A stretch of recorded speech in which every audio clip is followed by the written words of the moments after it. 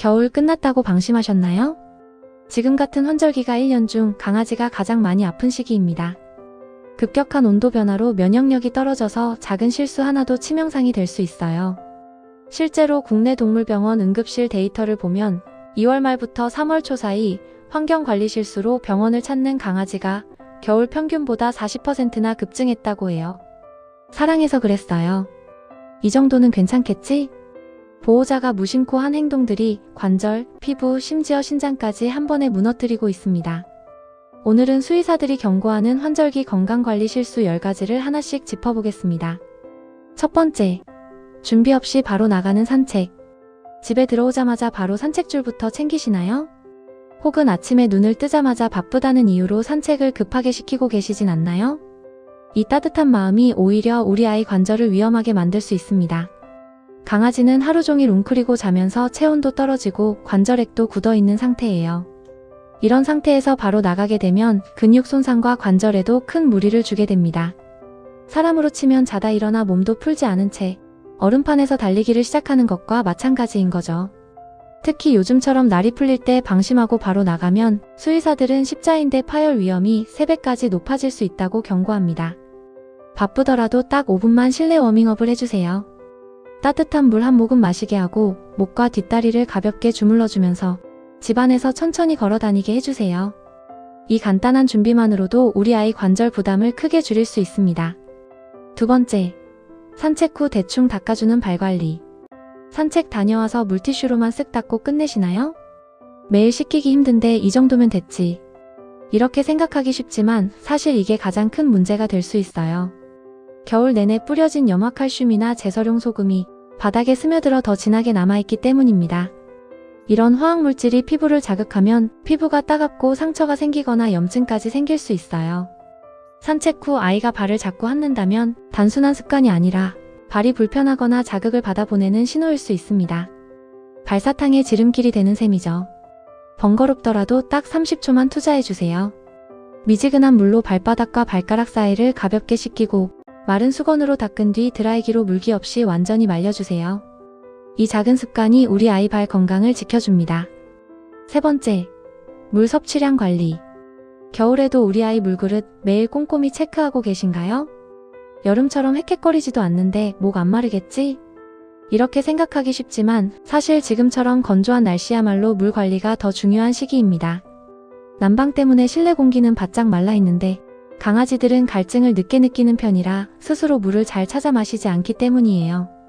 이렇게 조용한 탈수가 진행되면 소변이 진해지고 양도 줄어들면서 요로결석이나 신장질환 위험이 크게 높아집니다. 특히 나이든 노령견들은 신장 기능이 약해서 더 조심해야 합니다. 물그릇이 하루 종일 그대로인지 얼마나 마시는지 한 번씩 확인해 주세요. 찬물보다는 미지근한 물을 주시고 물을 잘 안 마신다면 사료에 무염 육수를 조금 섞어주거나 습식 사료를 활용하는 것도 좋은 방법이에요. 작은 관심 하나로 우리 아이 신장 건강을 지킬 수 있습니다. 네 번째, 심장사상충약을 거르거나 안 먹이는 행동. 겨울엔 산책도 줄고 모기도 안 보이니까 한 달쯤 안 먹여도 괜찮겠지? 솔직히 아예 안 먹이시는 분들도 많습니다. 겉으로 멀쩡해 보이니까 괜찮다고 생각하기 쉽죠.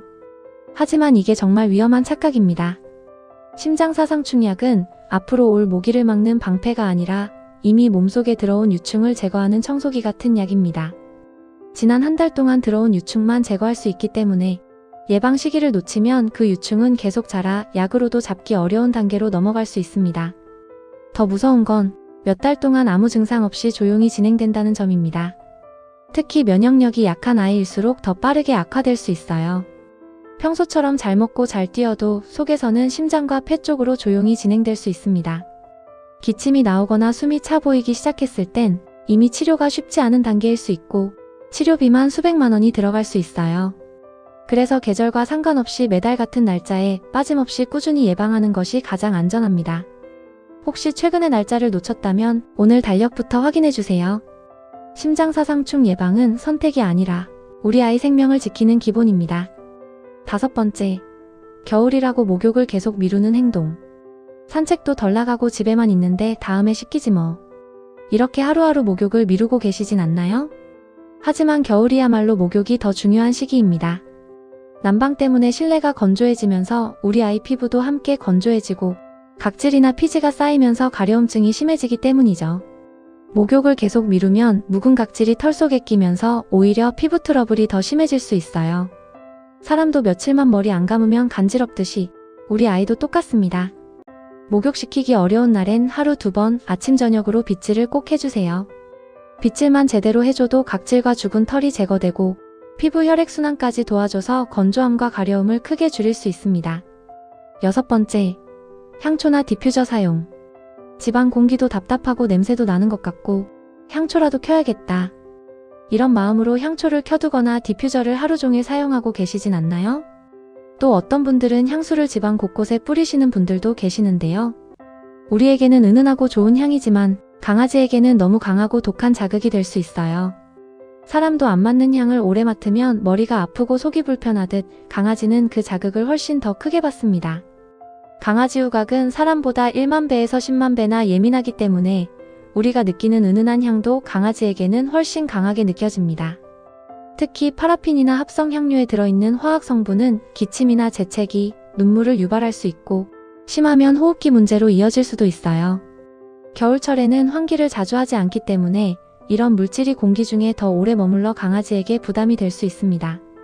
향초나 디퓨저를 꼭 사용해야 한다면 우리 아이가 있는 공간과는 분리해서 사용하시고 사용 후에는 반드시 환기해주세요.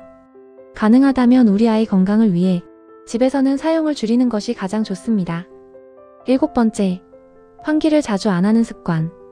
춥다고 창문 꽉 닫고 하루 종일 지내시나요? 추운데 무슨 환기야, 우리 아이 감기 걸려. 하지만 환기를 안 하면 우리 아이는 지금 바닥에서 독가스를 마시고 있는 것과 같아요. 겨울철 환기는 정말 중요합니다. 난방을 계속 틀면 이산화탄소 농도가 높아지고 미세먼지와 각종 유해물질이 바닥으로 가라앉아 쌓이기 때문입니다. 강아지는 사람보다 키가 훨씬 작아서 바닥에 깔린 오염된 공기를 가장 먼저 가장 많이 들이마시게 됩니다. 이런 환경이 계속되면 기침, 재채기가 늘고 눈물도 자주 흘리며 피부 트러블이나 알레르기까지 심해질 수 있어요. 감기 걱정되신다면 우리 아이를 따뜻한 방으로 잠깐 옮기고 하루 2-3번 딱 5분씩만 창문을 활짝 열어주세요. 이 짧은 환기만으로도 우리 아이가 훨씬 편안하게 숨 쉴 수 있습니다. 신선한 공기가 바로 최고의 면역력 보약입니다. 8번째, 춥다고 밥을 더 많이 주는 행동. 겨울철에 우리 아이 밥그릇 평소보다 조금씩 더 채워주고 계시진 않나요? 추운데 든든하게 먹어야 안 아프지. 엄마 마음은 다 똑같아요. 조금이라도 더 먹으면 건강할 것 같은 마음. 하지만 실내에서 생활하는 우리 아이들에게는 겨울이라고 추가 칼로리가 필요하지 않아요. 오히려 추워서 산책 시간은 줄어드는데 밥만 더 먹으면 비만이 될 수밖에 없습니다.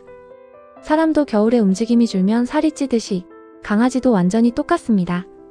비만은 단순한 체중 문제가 아니라 관절, 심장, 당뇨까지 연결되는 심각한 건강 문제예요. 그래도 배고프지 않을까? 걱정되신다면 밥 양은 그대로 두고 방식을 바꿔주세요. 퍼즐 장난감에 사료를 넣어서 꺼내 먹게 하거나 노즈워크로 간식 찾기 놀이를 해주면 같은 양을 먹어도 훨씬 오래 재미있게 먹을 수 있어요. 배는 부르지 않아도 마음은 더 풍요로워질 수 있습니다. 9번째, 전기장판이나 히터를 세게 트는 행동.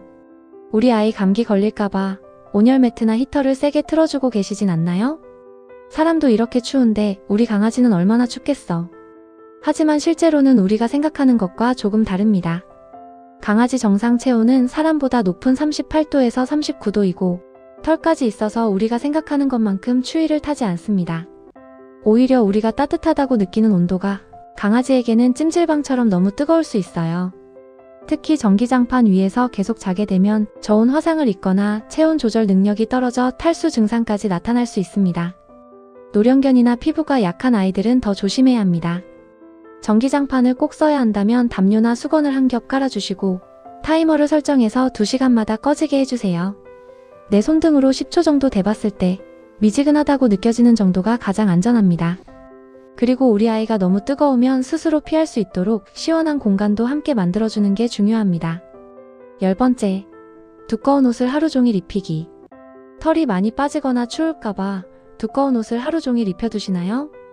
털 날리는 것도 맞고 따뜻하기도 하고 일석이조잖아. 하지만 모든 아이에게 똑같이 적용되는 건 아닙니다. 털이 거의 없거나 아주 짧은 아이들은 실내에서 얇은 내복이나 가벼운 조끼 정도는 괜찮습니다. 문제는 털이 충분한 아이들에게까지 두꺼운 패딩이나 니트를 하루 종일 입혀두는 경우예요. 강아지는 사람보다 체온이 높고 털로 체온을 조절하는데 두꺼운 옷을 계속 입고 있으면 체온 조절 능력이 떨어지고 피부 트러블까지 생길 수 있어요. 하루에 한 번은 꼭 옷을 벗겨서 빨간 자국이나 눌린 흔적이 없는지 확인해 주시고 빗질로 털 관리를 해주는 게 더 건강한 방법입니다. 오늘 알려드린 내용들 어렵거나 특별한 방법은 아닙니다. 하지만 지금처럼 날씨가 풀리는 시기, 많은 보호자분들이 이제 괜찮겠지? 하고 방심하는 순간 사고가 가장 많이 생깁니다. 겨울보다 오히려 지금 같은 환절기가 우리 아이에게 더 위험할 수 있다는 점 꼭 기억해 주세요. 조금만 더 살펴보고 조금만 더 신경 써주는 것. 그 작은 차이가 우리 아이 관절도 피부도 신장도 평생 건강하게 지켜줄 수 있습니다. 오늘부터 딱 한 가지만이라도 실천해보세요. 우리 아이는 말하지 못하지만 분명히 더 편안해질 겁니다. 오늘 영상이 도움되셨다면 구독과 좋아요로 함께 해주세요. 우리 아이가 더 건강하고 오래 함께 할 수 있는 정보를 계속 전해드리겠습니다. 견생시대 화이팅!